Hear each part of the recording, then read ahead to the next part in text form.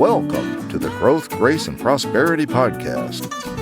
Join Stewart Heath for down-to-earth conversations with top professionals, entrepreneurs, and leaders who have a story to tell. Let's get rolling.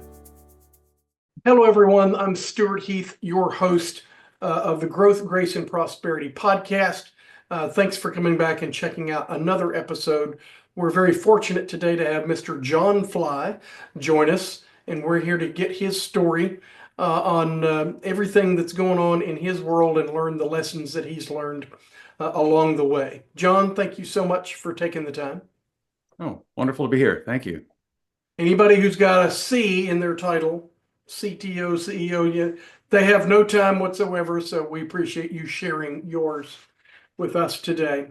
So let's get to it. Yeah. John, as you think about your career over time, as we just discovered before the show, he's a little older than he appears to be right here. So I'm not sure if you're coloring your hair or what. Anyway, as you think back over your career, tell us about a moment that you would call a game changer. Maybe it put you on the path to where you are now, but it was a pivot point from where perhaps you thought you were going. You can have more than one game-changing moment if you'd like. So share some with us. Sure. I have had many. So I'm in my mid-40s. I married young, had my son young. So, but I am happy to hear I look younger than I am.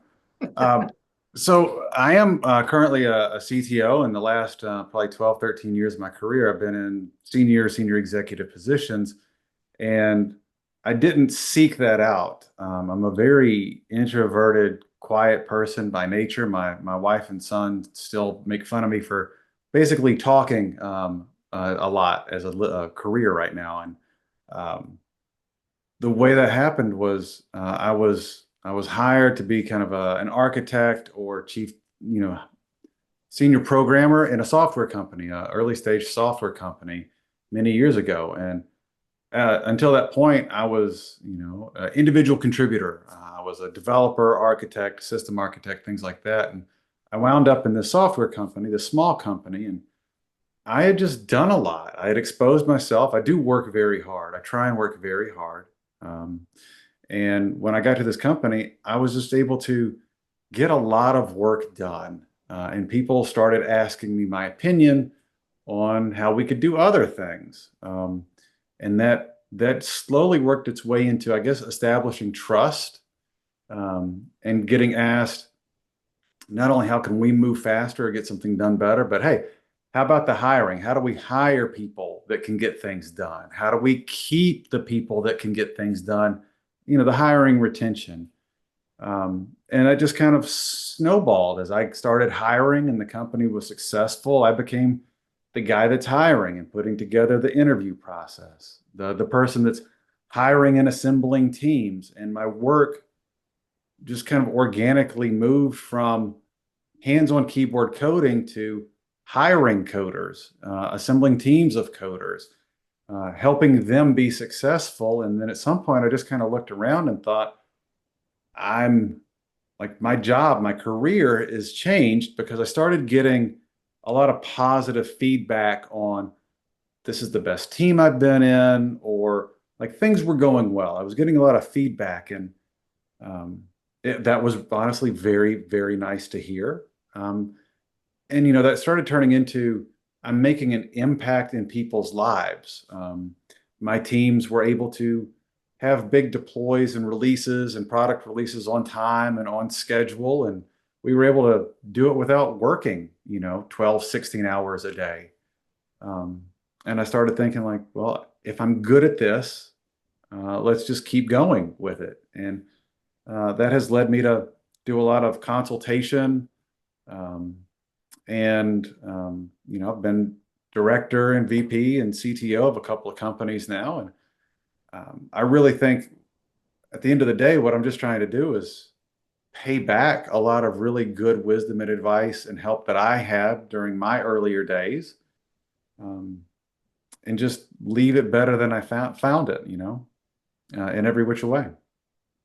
Well, that's kind of amazing. That sounds like almost the story that we all tell our children, work hard and you'll succeed. And, we all know of situations where that doesn't really happen because perhaps the company they're with wasn't the right company and whatnot. Ultimately, it does happen, but usually there's some pain along the way. So that's fascinating. What was the change like going from an introverted coder to managing people?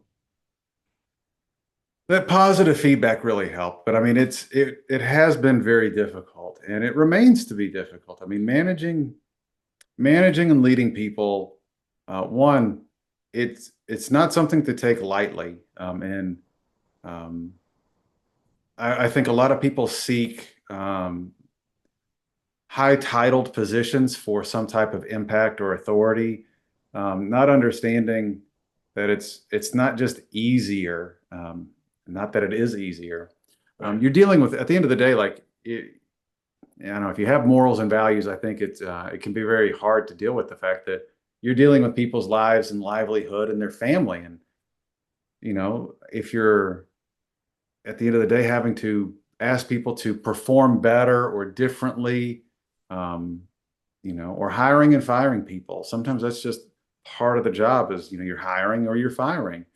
And that can be due to somebody not being able to perform at a certain level, or sadly, it can just be literally to save enough money to keep the company moving another month or two in tough times. So, um, being able to shift my own mindset on what is important, what my role is, and to make sure I didn't feel like I had to take credit for the technical team's output. So it took a mindset shift in understanding what's important, what to value, and how to move and magnify that value in hopefully an authentic, impactful way.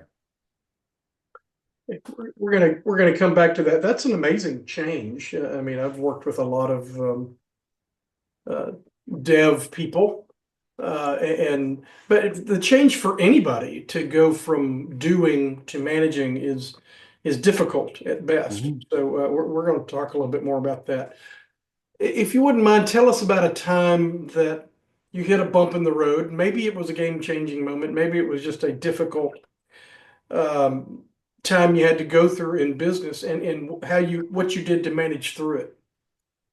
Sure. So one of the things I think for aspiring leaders to understand is as you do move kind of like up through the ranks, uh, there's less support structure for you, and so like if the company's built well, that's intentionally. Meaning, like right now, I hold a CTO position. There's no one, like the buck stops with me for technical decisions, which means if I make a bad call, I have to be ready to own that. I can't defer to a partner or a peer or throw it to another group for because it's a difficult decision that I don't want to make. And one of the things that kind of caught me early on was just interpersonal conflict or disagreements. I was hired as a director level a handful of years ago, one of my first large responsibility roles in a very large organization.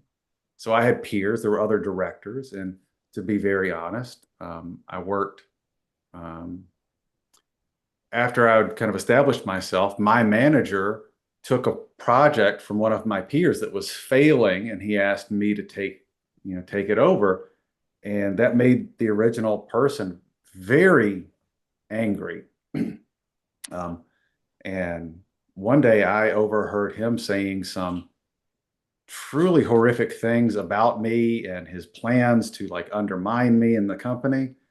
And um, you know, I had to decide how to approach that. And luckily for me, I think I made the right call, which was I just I just approached him directly and had a one-on-one discussion. I let him know I had overheard these things, um, that I wouldn't stand for it, but if we could shake hands in the moment and just kind of part ways and be like, look, let's just be adults.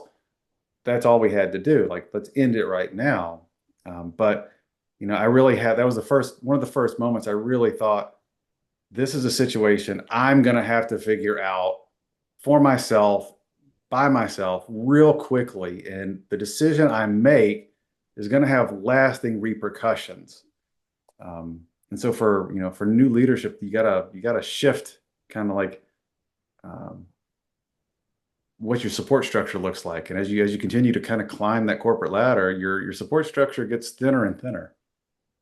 What was the reaction of the other person when you confronted him? He was very taken aback and very shocked. To be honest, this was an office with very thin cubicle walls in some areas, and so he was unaware he could have even been heard.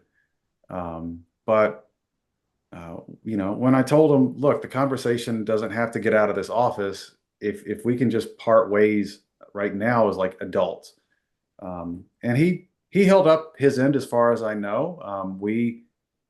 After I turned the project around in a few weeks, I think he actually did look at it and think, well, he had it, I think, for 6 months, and I was able to turn around in 2 or 3 weeks.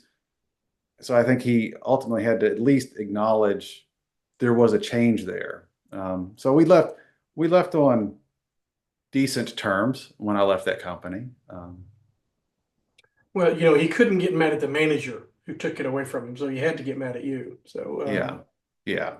that was very wise. And the best way to deal with a problem is head on. I think so. So, yeah, that was challenging. I don't know how old you were at the time, but it would be challenging for anybody, and especially in a large organization. And people can have their followings, and he might have had some people. It might have been his team versus you. Just a bunch of nonsense. Like you said, be adults about it. So, as a CTO, as a leader in the organization, we all have to stay current. Mm-hmm. And tell us about how you do that. If it's podcasts, books, whatever, tell us about that. How do you stay current? Sure. So first off, I really am a tech geek at heart. I started coding very young. My father supported my curiosity by getting an old Texas Instrument computer when I was young, and he would bring home stuff for me to like literally tear apart and rebuild. So I just have like this innate curiosity on how things work, and can I take them apart and reassemble things.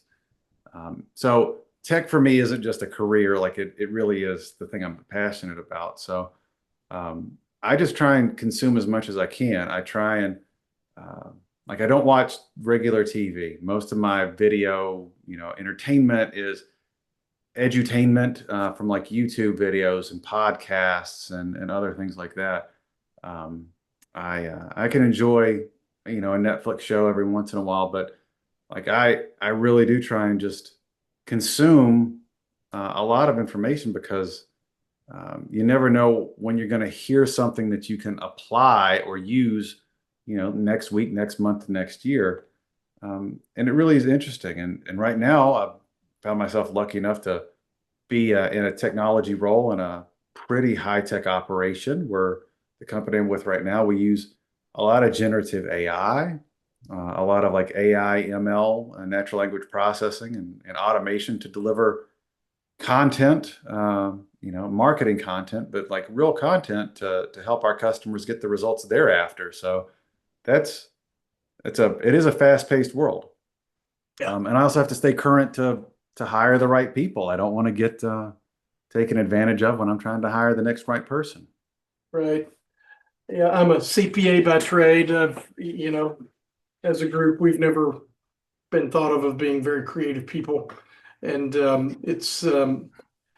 but now, and we got to get certain training every year. Mm-hmm. And now for the last 2 years, it's all about how to use AI, and I'm just like, this just doesn't even feel right. Trying to teach a bunch of CPAs how to use AI, but I'm a paying subscriber for Chat GPT and mainly for marketing content and stuff like that. I think it's a game changer. It is a game changer. Yeah. You Yeah. you can't, I wouldn't just put all my trust in anything the large language models tell you, but I mean, it's it amazes me week to week, and just being in it for the last couple of years, the pace of the increase or acceleration of quality is astonishing. For those of us who are old enough to remember the early days of the internet where we had dial-up, like the dial-up internet, and then when cable and like the early high-speed days came around, or like the old cell phones, the 2 and 3G to modern. I found my 1400 baud modem in my garage just the other day. Oh, I mean, remember those? It feels kind of like those days again because Yeah. every couple of months there's a breakthrough, an announcement, and you can kind of feel it. It's like, this is better than what I had a few months ago. It's an arms race at the tech level. It is. And at your firm, are y'all creating and developing AI, or are you just using it at this point? We're kind of all the above. Now we are not trying to compete and build the actual big models. We're not trying to compete with OpenAI or Anthropic or anybody like that. We are leveraging a lot of these large models. We're doing what they call fine tuning and augmenting them. But they are just so expensive and so deep, deep tech to build. You need literally tens of millions or hundreds of millions of dollars to play in that world. So we're getting excellent results. Most of our customers are in the law area, so we're able to get high quality, factually accurate results with kind of a deep kind of pipeline of multi-step interactions. Yeah. But you just can't ask them to, give me something that's really good. We do have a lot of process wrapped around our interactions. Yeah, I mean, I'm old enough that yeah, I sort of grew up on. I wasn't old enough to watch the original Star Trek when it was on live. I was alive then, but I was just a kid. But I certainly watched all the Star Trek series in reruns, and it's almost like that day where we're just going to say, "Computer, calculate to the final digit the value of pi," and it's gonna do what it does. Maybe freak out on that question, but it is game changing times, and you're gonna get left behind. I think so. And right now in my world, it's just, all right, we're going to use it to help create content, at least Yeah. first drafts and stuff like that. That's what we do a lot of. We're in the real estate investment business. We might use it, we might ultimately use it to help search databases on, building permits and stuff like that on a piece of Hmm. property that we're looking for. But all right, moving on. So part of the prosperity part of our podcast, as we Yeah. talk to business leaders, we like to find out what they do with their investable cash. We're not looking for dollar amounts or account numbers or anything like Yeah. that. Are you stockpiling Beanie Babies or crypto, or what do you do with investable cash? Sure. So me and my wife, luckily, are fairly close on just personal finance. We're both probably to most people extremely frugal. So we do save. Like we try and save as much as possible. We don't do the Starbucks coffees. We really try and just you know pay for the essentials in life as much as we can. So I do try and sock away funds, and my investment strategy is mostly like uh, a small healthy blend of like ETFs, mutual funds. I try and diversify across, broad areas. Um, I am sadly one of the like sad stories about somebody who was into crypto early. I had a lot of Bitcoin. I'm one of those threw away a piece of equipment with some serious Bitcoin Oh on it. no. Um, so I try and just kind of uh, run my own portfolio, and I've got some big players, big ETFs, big mutual funds, but Any particular industry? Are you trying to do broad market ETFs and mutual funds, or are you doing sectors? I try and have a handful like of the individual sectors, but I also do like VOO and SPY and so like index funds and some set date retirement funds, like a lot of the Vanguard funds. Yeah. Um, I'm I don't have enough time to like watch the stocks day to day. So the bulk of my investments are really, solid performers that I can get the year over year, um, you know, eight plus percent annual return, and kind of take the long view of like if I can live frugally and I can get the compound interest machine working for me, I can just kind of leave it over there. Every once in a while, I'll put some money in a stock I think is, safe for the long term. Some of my larger single holds are Microsoft and Apple. I've got some Amazon. I try not to gamble because picking the thing that's going to hit this week is akin to gambling in my book. Yeah, there's a lot of people who think that public securities markets is legalized gambling, and if you choose to go that way. But so you're not a meme stock guy. You're not buying GameStop and No, and no. I mean, you see those things, and it can be enticing, but I mean, it really is like buying a lotto ticket. For every person you see that's jumping up and down that they won, there's a million other people that lost it all. more like 5 million, I think. So yeah. Yeah, that's great. Well, thank you for sharing that. So, coming to our final question now, and this one's my favorite. John, if you were mentoring someone or anybody just wanted to follow in your footsteps, what one piece of advice would you give them for their career success? I would say I would have to kind of go back to that work hard. Work hard. It does pay off. There's just like winning the lotto, you're going to see people who seem to be getting credit for less work than you, but I really do believe good effort, right? It will pay off in the end because you will know more, you'll have more experience, you'll be more resilient. So it really is like work hard. That was my dad's like daily line to me. He's like, just work hard, try and be smart and work hard. Because it's the way you're going to get somewhere without just hoping and praying. Yeah, yeah, it's so true, and a lot of our guests say something similar. In the unless you're working, um, you're not going to see what there is next to do. My first boss used to, I was mortified because I had um, mishandled the hand truck and busted a bunch of glass 1 liter Coca-Colas. That's how old I am. Hmm. So and he just said, "Hey, if you're not working, you're not making. If you're not working, you're not making mistakes." Yeah. And it was cool.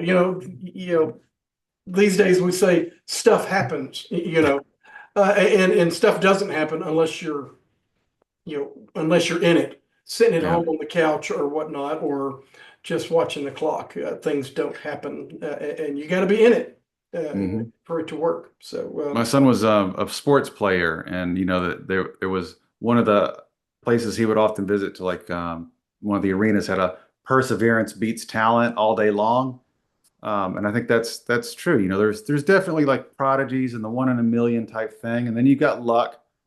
But the people that show up every day and really practice, yeah, that hard work includes showing up and showing out. Like you can prove yourself. You don't have to be humble to a fault. So hard work gets recognized. yeah. Yeah, it's amazing how many 20-year overnight successes there are in professional sports. Everybody's, well, they just came out of nowhere. Yeah, maybe to you, but Right. they've been, just Michael Jordan as an example. He was working on his, shooting from the time he was 8 years old. Exactly. Exactly. Yeah, And no one really sees that and pays attention. They just think right. like, look at that talent. And it's like, Yeah, no, look at those years of good practice and work. dedication. Yeah, yeah. So anyway, that's great. thank you so much for taking the time being with Yes, us sir. today. I think the audience will enjoy your story. And to our audience, please come back and watch another episode of the Growth, Grace, and Prosperity podcast. Thanks a lot, John. Thanks for tuning in to the Growth, Grace, and Prosperity podcast. If you'd like to be a guest, visit growthgraceprosperity.com/guest. We'd love to hear your story.